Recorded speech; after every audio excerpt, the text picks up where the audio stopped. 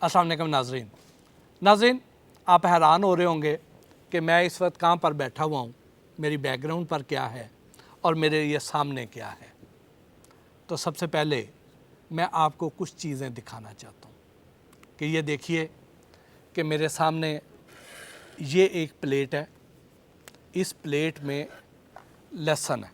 ये लहसुन वो लहसुन है जो देसी लहसुन कहलाता है, जो हम घर में बड़े शौक़ से खाते हैं कि चूँकि देसी है, हमारा अपना है, इसकी ग़िज़ाई वैल्यू जो है वो भी ज़्यादा है, तो इसलिए इसको प्रेफर किया जाता है।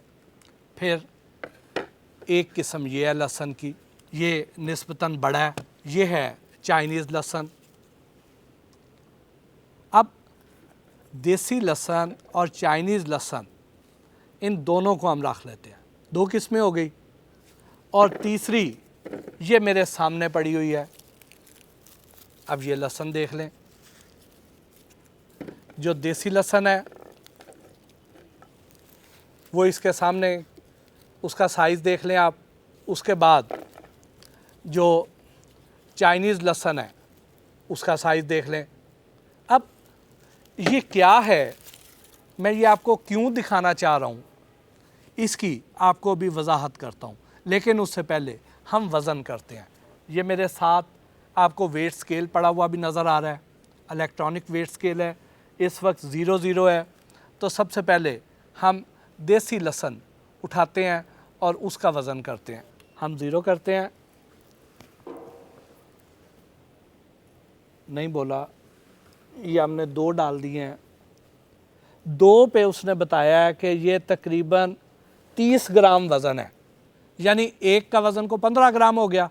अब हम लेते हैं चाइनीज़ लहसुन जी। अब इसका वज़न है 30 ग्राम। अब इसको उठाते हैं और इसका वज़न करते हैं जी। इसका वज़न क्या है? 210 ग्राम। इसको उठाते हैं, एक और करते हैं जी। इसका वज़न है 200 ग्राम। मैं बताना क्या चाह रहा हूँ? मैं बताना ये चाह रहा हूँ कि ये जो देसी लहसुन है मेरे हाथ में, इसका एक गट्ठी का वज़न 15 ग्राम, जबकि जो देसी लहसुन था जो साइज़ में इससे बड़ा है उसका 30 ग्राम। अब उसके बाद ये जो लहसुन है जो कि एक बड़े प्याज के साइज़ का है, उसका वज़न है 200 ग्राम, 210 ग्राम। तो फ़र्क क्या है, वजह क्या है, क्यों हमें इस पे जाना चाहिए या नहीं जाना चाहिए, इसको हम आगे जाकर डिस्कस करते हैं। तो यहाँ तक आपको बात समझ आ गई। अब हम आगे चलते हैं, मैं थोड़ी सी आपको बैकग्राउंड बताता हूँ, फिर हम इसके वज़न पे आते हैं कि मैं आपको ये वज़न क्यों दिखा रहा था।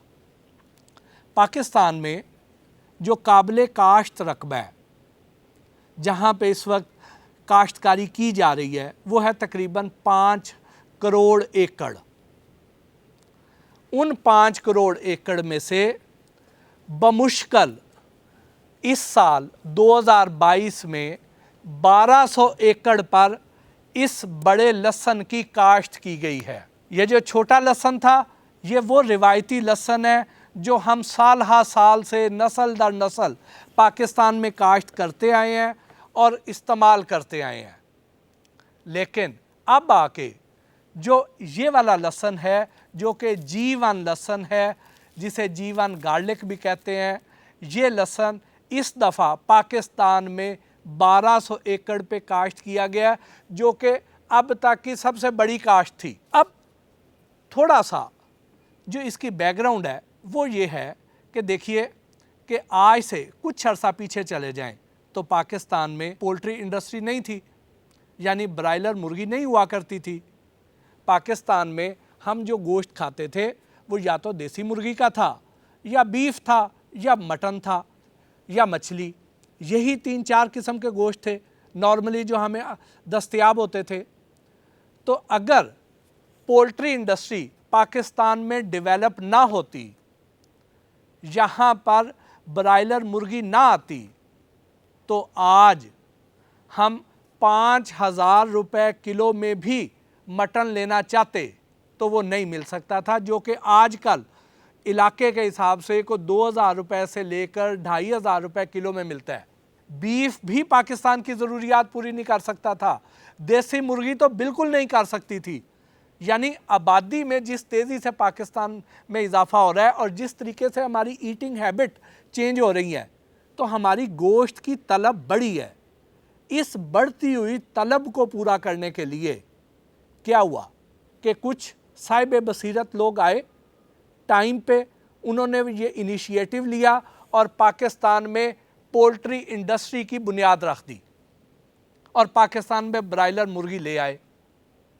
अब ये अलहदा बात है कि ब्रायलर फार्मर जो हैं उनमें बाज़ पर मेरे तहफ़्फ़ुज़ात हैं, क्योंकि वो गलत प्रैक्टिसेस में इन्वॉल्व हो गए हैं।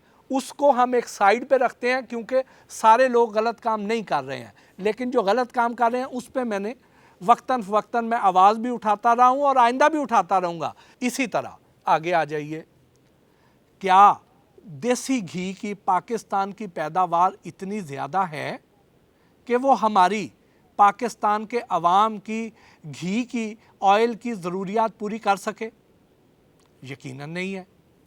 तो जिन लोगों ने बर वक्त फ़ैसला किया और यहाँ पर कुकिंग ऑयल इंट्रोड्यूस करवा दिया, बनास्पति घी इंट्रोड्यूस करवा दिया और उससे पाकिस्तान में यहाँ पे खुर्दनी तेल की जो फसलें हैं वो लगना शुरू हो गई। खुर्दनी तेल पैदा करने वाली अजनास यहाँ पे पैदा होना शुरू हो गई। यहाँ पर घी और कुकिंग ऑयल इंडस्ट्री डेवलप हो गई और हमारी यहाँ पे ज़रूरियात पूरा होना शुरू हो गई। अगर हम उसकी तरफ ना जाते तो हम आज एक एक कतरे ऑयल के लिए तरस रहे होते, घी के लिए तरस रहे होते, हमें ना मिलता। यहाँ पर पाकिस्तान में जो गंदम है वो आज भी जो बहुत अच्छी फार्मिंग करता है, जिसकी अच्छी फसल होती है, वो 30 से 35 मन फी एकड़ पैदावार हासिल करता है। लेकिन आज अगर एक बंदा उठता है, उसका ये विजन है, वो देखता है कि अमेरिका जो है वहाँ पे जो एक किसान है वो तो इससे 100 मन से ज़्यादा फ़ी एकड़ पैदावार हासिल कर रहा है। ऑस्ट्रेलिया में इतनी ज़्यादा पैदावार हासिल की जा रही है। हमारे हमसाया मुल्क इंडिया में कुछ 60-70 मन फ़ी एकड़ पैदावार हासिल की जा रही है। हम इतने पीछे क्यों हैं? तो वजह यह है कि हमने उस तरफ तवज्जो ही नहीं दी है। हम जो भी लेटेस्ट जो डेवलपमेंट होती है, जो रिसर्च होती है, उसकी तरफ हम मुतवज्जो नहीं होते हैं। हम अपने रिवायती तरीक़ों के साथ चिमटे रहते हैं, जिसकी वजह से एक ज़रई मुल्क होने के बावजूद आज पाकिस्तान ज़रई अजनास बहुत बड़ी मिकदार में दरामद कर रहा है और कसीर ज़र मुबादला खर्च कर रहा है, जिसकी वजह से पाकिस्तानी रुपया डे बाई डे कमज़ोर होता चला जाता है और डॉलर जो है उसके मुकाबले में मजबूत होता चला जाता है, क्योंकि हम एक इम्पोर्टिंग कंट्री बन के रह गए हैं। पाकिस्तान में लोग इनिशिएटिव नहीं लेते हैं। और अब हम वापस इस सारी गुफ्तगू को मोड़कर फिर वापस लहसुन की तरफ आते हैं कि अगर हम ये देसी लहसुन ही पाकिस्तान में लगाते रहते हैं तो देसी लहसुन जो है उस पे 1 एकड़ का जो खर्चा है वो तकरीबन 1 लाख रुपया है और उसकी जो पैदावार है वो तकरीबन 1 एकड़ में से 2000 किलोग्राम है और उससे एक किसान को तकरीबन 1 लाख रुपए का फ़ायदा होता है अगर उसकी फसल बहुत अच्छी हो। अब इसी पीरियड के दौरान वो अगर दूसरी फसलें लगाता है तो वो गन्ना अगर लगाता है जो कि 1 साल की फसल है, अगर गन्ना लगाता है तो उस पर ख़र्चा आता है 1,70,000 रुपये फ़ी एकड़। उसकी पैदावार उसकी 900 मन से 1000 मन हो, उसका 250 रुपये मन रेट भी उसको मिल जाए तो भी उसको 65,000 से 90,000 के रुपए के दरमियान साल बाद उसको मुनाफा मिलता है।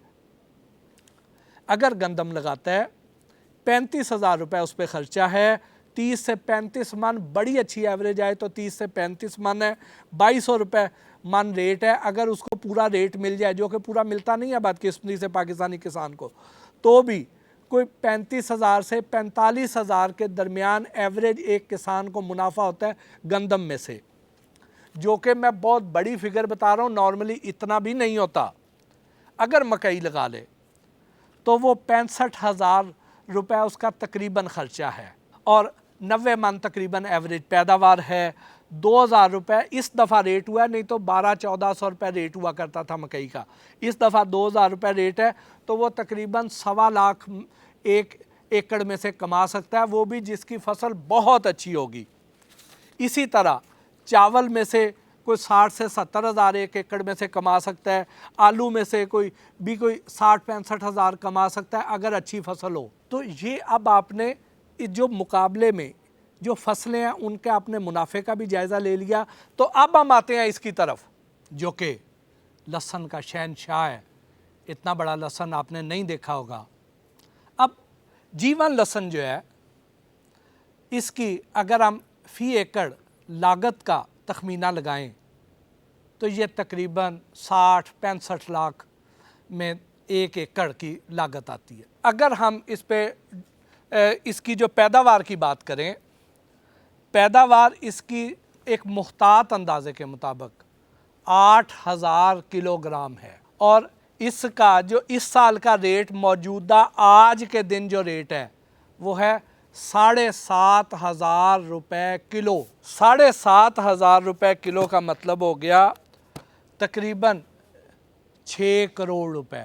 अब 6 करोड़ रुपए हैं, अगर इसको हम इस बात पे करते हैं कि जो आज का मौजूदा रेट है और अभी ये रेट मज़ीद ऊपर जाना है, क्योंकि जो लोग इस वक्त जीवन लहसुन लगाना चाहते हैं उनको बीज मिल नहीं रहा है। जो छोटे छोटे फार्मर थे जिनके पास उतना ऑथेंटिक बीज नहीं था, वो भी अपना बीज बेच के फारग हो चुके हैं और अब इसका रेट 7,500 रुपये किलो है। और जैसे जैसे इसकी काश्त का टाइम नज़दीक आना है, ये रेट बढ़ के हो सकता है 8,000 हो जाए, 9,000 हो जाए या 10,000, क्योंकि कुछ नहीं कहा जा सकता। पाकिस्तान में पिछले साल जब इसकी काश्त हुई थी तो उस वक्त 5400-5500 यानी तकरीबन 5,500 रुपये किलो रेट तो पिछले साल गया था आखिरी रेट, और उस वक्त 5,500 रुपये किलो रेट गया था। आज 7,500 रुपये किलो रेट है। तो इसका मतलब ये हो गया कि रेट किसका ऊपर जाता है? उस प्रोडक्ट का रेट ऊपर जाता है जिसकी डिमांड ज़्यादा होती है और सप्लाई कम होती है। तो अब आप ये देखिए कि इस दफ़ा सिर्फ 1200 एकड़ पर लगा है और रेट 7,500 रुपये किलो है, और अगले साल फिर रेट पता नहीं क्या होगा। अभी तो मुसलसल रेट ऊपर जा रहा है। आप में से यकीनन बहुत से लोग इस फिगर पे शायद यकीन ना करें कि नहीं, कहाँ 6 करोड़ 1 एकड़ में से आ सकता, हमको उस ज़मीन में सोना तो नहीं लगा रहे ना। यकीनन आपके ज़हन में ये सवाल आएगा, लेकिन ये हकीकत है, ये आ रहा है। आज से पहले जब मैंने ये वीलॉग इस पे किया था कि 1 एकड़ से करोड़ रुपए से ज़्यादा कमाएं, तो मैंने आपको बताया था कि एक लहसुन इतना बड़ा होगा, तो बहुत सारे लोग इस पे यकीन नहीं कर रहे थे कि इतना बड़ा लहसुन कैसे हो सकता है। आज मैंने आपके सामने रख दिया। तो अब आपके ज़हन में अगला सवाल ये आएगा कि हम इसे बेचेंगे कहाँ पर? कि लगा तो लिया, आपने हिम्मत कर ली, आपने कहा कि हम ये एक रिस्क ले लेते हैं और करते हैं, इसको कर लिया, बेचेंगे कहाँ पर? तो आप हैरान होंगे कि दूसरी जो अजनास हैं, जो दूसरी क्रॉप्स हैं, वो आपने जब बेचनी होती है तो आप आड़ती से रब्ता करते हैं, आप मंडी लेके जाते हैं, तो फिर जाके आपकी वो बिकती है। लेकिन इस केस में आपको कहीं नहीं जाना। अभी आपने फसल लगाई होगी तो जो इसके गाहक हैं वो आपको खुद ढूंढते हुए आ जाएंगे। आपको कुछ नहीं करना, उनको पता चल जाए सही कि ये कहाँ पे ये काश्त हो रहा है, खुद ढूंढते हुए आएंगे। और अभी आपकी फसल ज़मीन में खड़ी होगी तो आपको एडवांस दे जाएंगे। यानी इसकी डिमांड का आलम इस वक्त तक ये है। फिर आप देखें कि जैसे आपको मैंने पहले मिसाल दी कि जो अर्ली अडॉप्टर्स हैं वो फ़ायदा उठाते हैं। वो अर्ली अडॉप्टर्स पोल्ट्री में भी थे, वो अर्ली अडॉप्टर्स कुकिंग ऑयल और बनास्पति घी में भी थे, और वही अर्ली अडॉप्टर अगर आज 100 मन फ़ी एकड़ वाला बीज लेकर आ जाते हैं गंदम का और वो उसे काश्त करते हैं तो वो भी यही फ़ायदा उठाएंगे। तो अब जो बंदा, जो शख्स इसमें आ गया टाइम पर, वो भी यही एडवांटेज उठाएगा, क्योंकि अगले 5-7 साल कम से कम 2030 तक तो ये सिर्फ बीज की ज़रूरत पूरी करेगा बमुश्किल, क्योंकि इस दफ़ा 1200 एकड़ है जो इस साल फसल आई है, और 2022 में जो काश्त होगी वो अंदाजे के मुताबिक को 5000 एकड़ होगी। तो जब तक 2 से 2.5 लाख एकड़ यहाँ पर लहसुन काश्त नहीं होता तो हमारी ज़रूरत पूरी नहीं होती। पाकिस्तान तकरीबन 20 अरब का सालाना लहसुन दरामद करता है। दुनिया में 20 अरब डॉलर की मार्केट है लहसुन की, जिसमें सबसे ज़्यादा शेयर चाइना का है जो ये वाला लहसुन पैदा करता है। पाकिस्तान तो किसी कतार शुमार में ही नहीं है। लेकिन अगर ये जो फसल है ये हम लेकर आते हैं, और हमारे वाला बीज तो दुनिया में किसी के पास है ही नहीं, ये तो टोटली है ही पाकिस्तान की क्रॉप। और जो लोग ये समझते हैं कि ये हाइब्रिड है, इससे आगे फसल नहीं होनी है, वो भी गलतफहमी का शिकार है। ये हमारा अपना बीज है और हाइब्रिड नहीं है। इससे आगे आप फसलें लेंगे, और फसलें लेंगे तो इसका बीज बिक रहा है। अगर ये बीज बिक रहा है तो इसका मतलब हाइब्रिड तो ना हुआ, इसी से ही आपने अपनी फसल आगे लगानी है। तो उसके बाद पाकिस्तान की ज़रूरत पूरी होने के बाद एक्सपोर्ट की मार्केट अभी पड़ी है, उसमें पाकिस्तान ने अपना हिस्सा कमाना है। तो इंशाअल्लाह ये बहुत ही मुनाफा बख्श फसल रहेगी। कम से कम 8-10 साल तो आप अर्ली अडॉप्टर का एडवांटेज ले जाएंगे, जो कि अभी आजकल के दिनों में बहुत ज़्यादा है, जो आगे जाके जब इसका फैलाव बढ़ गया तो ग्रेजुअली कम ज़रूर होगा, लेकिन आम फसल की निस्बत फिर भी बहुत ज़्यादा फ़ायदेमंद रहेगा। नाज़रीन, यहाँ हम बात कर रहे हैं कि अगर आपने 1 एकड़ में से 8000 किलोग्राम पैदावार हासिल कर ली है और रेट है उसका 7500 रुपये किलो, तो आप यकीनन 6 करोड़ रुपए 1 एकड़ में से कमा सकते हैं। लेकिन अगर हम ये समझते हैं कि आपके पास उतनी स्किल्स नहीं थी, महारत उतनी नहीं थी, या आपने उतनी खाद और उतनी दवाइयाँ नहीं डाली हैं, या आपने अपनी फसल का प्रॉपर्ली ख्याल नहीं रखा है, तो आपकी पैदावार कम हो जाएगी। ठीक, लेकिन हम उसको बहुत ज़्यादा कम कर देते हैं, हम उसे आधी कर देते हैं। आधी भी कर दें तो 4000 किलोग्राम फी एकड़ और 7500 रुपये रेट हो तो भी आप 3 करोड़ रुपए कमा सकते हैं। लेकिन अगर हम इसको और ज़्यादा गिरा दें कि यार इससे कम तो किसी सूरत नहीं हो सकती, तो देसी लहसुन के बराबर तो पैदावार हो ही जाएगी ना। तो देसी लहसुन हमारा होता है 2000 किलोग्राम फी एकड़ और 7500 रुपये उसका बीज का रेट भी अगर हमें मिल जाए तो भी हम 1.5 करोड़ कमा सकते हैं। तो अगर उस हिसाब से देखें तो इसके मुकाबले में बाकी हम जितनी भी फसलें लगा लें उसमें से जितना भी मैक्सिमम मुनाफा हासिल करने की कोशिश कर लें तो इससे कई गुना कम है। तो ये फसल हर लिहाज से कहीं ज़्यादा मुनाफा बख्श साबित हो सकती है दूसरी फसलों के मुकाबले में। बाकी आप इसको खुद सोच समझ लें, हर तरह की कैलकुलेशन कर लें, तो आप यकीनन इसी नतीजे पे पहुंचेंगे जो आपको मैं यहाँ पे ये फिगर्स दे रहा हूँ। फिर अब अगला सवाल आपका ये होगा कि हम ये बीज खरीदें कहाँ से। तो अब जैसे कि मैंने आपको पहले बताया है कि बहुत से लोग, किसी ने 2 एकड़ लगाया था, किसी ने 1 एकड़ लगाया था, बहुत बड़ा था तो किसी ने 10 एकड़ लगा लिया, 12 एकड़ लगा लिया, इससे ज़्यादा किसी ने नहीं लगाया था। वो सब लोग अपना बीज बेच चुके हैं। उनमें से अच्छा काम करने वाले लोग भी यकीनन मौजूद हैं, लेकिन ज़्यादातर ऐसे थे जिन्होंने अंदर मिक्सिंग की थी कि अंदर उन्होंने ये जो चाइनीज़ लहसुन है इसकी तरह का लहसुन भी कर दिया, को अफ़गानी कर दिया, को पहाड़ी कर दिया, ठीक, लेकिन प्योर जीवन नहीं था। सब के पास नहीं था, कुछ के पास था। तो अब इसके लिए हमें क्या करना चाहिए?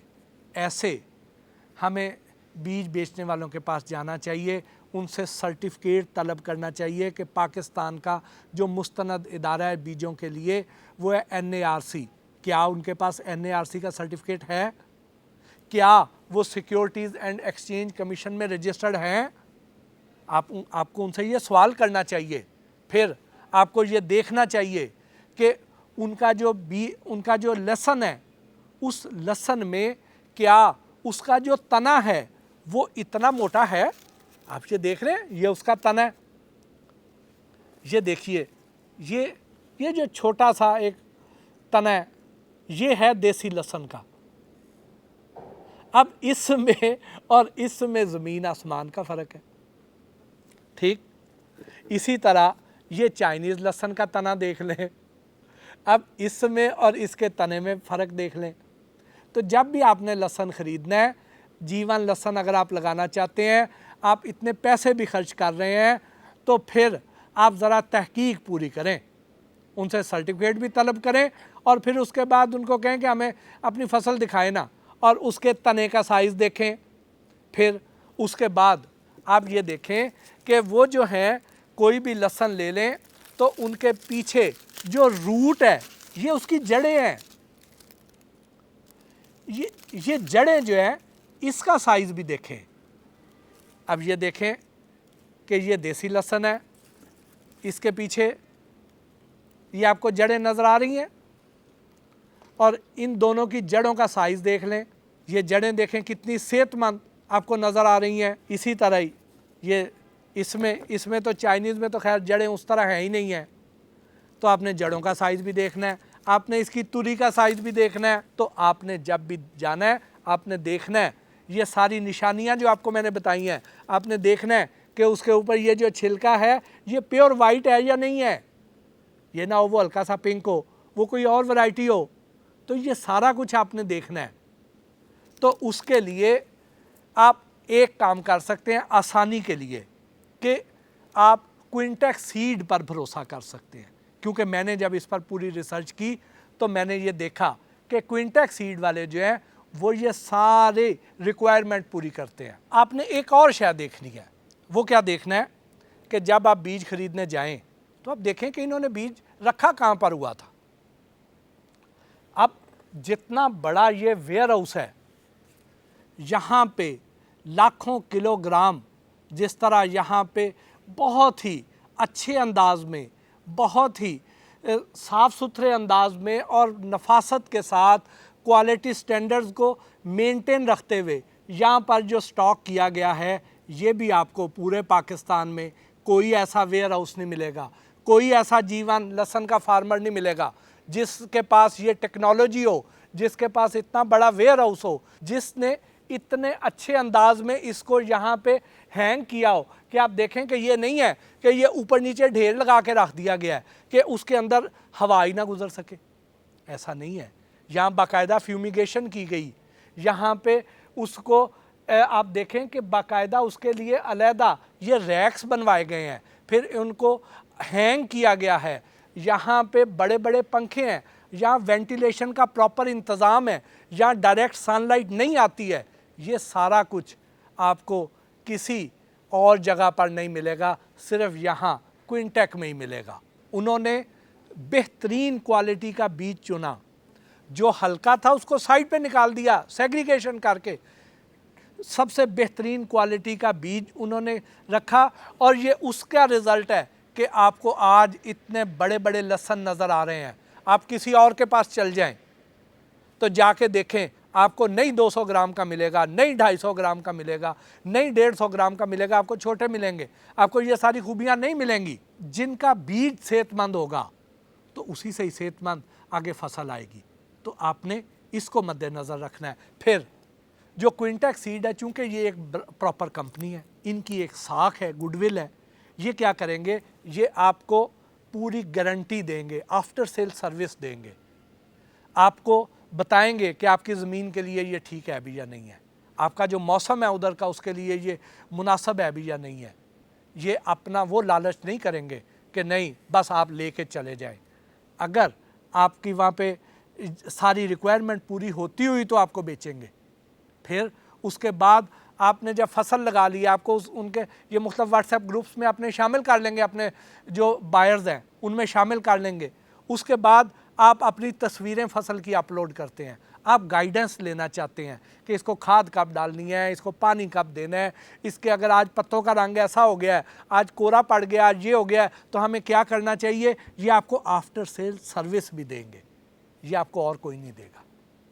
तो उस लिहाज से क्विंटेक की ये एडिशनल बेनिफिट्स हैं कि यहाँ पे आप जो चीज़ लेंगे वो आपको एक नंबर चीज़ भी मिलेगी, आपको ये उसका एक अथेंटिक सर्टिफिकेट भी देंगे, आपको उस अथेंटिक बीज का सर्टिफिकेट भी देंगे, ताकि कल को जब आप अपनी फसल बेचने जाएं तो आप दिखाएं कि जी हमारे पास ये क्विंटेक का सर्टिफिकेट था, इसलिए हमारा बीज 1 नंबर है, तो आप हमारे पे ट्रस्ट कर सकते हैं, हमारा बीज आप ख़रीद लें। नाज़रीन, यहाँ पर बहुत से लोग ये बात भी करेंगे कि ये तो बहुत महंगी फसल है, आम फार्मर तो इसको अफोर्ड ही नहीं कर सकता, आम किसान तो ये इतना महंगा बीज ले ही नहीं सकता। यकीनन ऐसी बात ही है कि ये एक महंगा बीज है, इसको हर किसान नहीं अफोर्ड कर सकता। तो उसके लिए आपको मैं ये बताना चाहूँगा, जो आम फार्मर है, छोटा फार्मर जो नहीं इतना ज़्यादा अफोर्ड कर सकता, वो क्या करे? वो 1 कनाल का बीज ले ले, वो ना ले 1 एकड़ का बीज, 10 एकड़ का बीज ना ले, 1 कनाल का ले ले। 1 कनाल का लेके थोड़ा लगा ले और उसके बाद अपना बीज तैयार करे और अगले साल उसको मल्टीप्लाई कर ले, ये भी एक ऑप्शन हो सकती है। तो अब आपको ये देखना है कि कौन सा रास्ता आपके लिए बेहतर है, आपको क्या चीज़ सूट करती है। अब इसके लिए आपको यहाँ पे बहुत सारे लोगों ने ये पूछना है कि हम इनसे रब्ता कैसे करें, तो हमने इनकी वेबसाइट का एड्रेस भी ऊपर स्क्रीन पर डाल दिया है, इनकी हेल्पलाइन का नंबर भी डाल दिया है, आप उनसे रब्ता कर लें। अब इसमें कुछ लोग ये मेरे पे इल्ज़ाम भी लगाएंगे कि पट्टी साहब ने पता नहीं पैसे लेके ये कर दिया है, लेकिन चूँकि मैंने इस पे पहले से प्रोग्राम किया हुआ था और मुझे बहुत सारे लोग ये सवाल कर रहे थे, तो मैंने उन सारे सवालों का जवाब आज के इस वीलॉग से देने की कोशिश की है। और मैंने इस बात से मुझे कोई फ़र्क नहीं पड़ता कि आप मुझ पे इल्ज़ाम तराशी करें, क्योंकि मैंने जो बात की है वो हक़ की है। आप इसको ख़ुद भी आके देख के तसल्ली कर सकते हैं। जो बातें मैंने आपको बताई हैं, अगर आपको यही वाली बातें मिलें, यही निशानियां नज़र आएँ, तो फिर आप आके मुझे कहिएगा कि भट्टी साहब आपने सच कहा था हमेशा की तरह, तो इंशाअल्लाह मैं उसमें सुरखरू आऊँगा कि मैंने गलत बयानी नहीं की है। इसके साथ ही आज के इस वीलॉग से अपने मेज़बान मोहसिन भट्टी को इजाज़त दीजिए। अल्लाह निगहबान।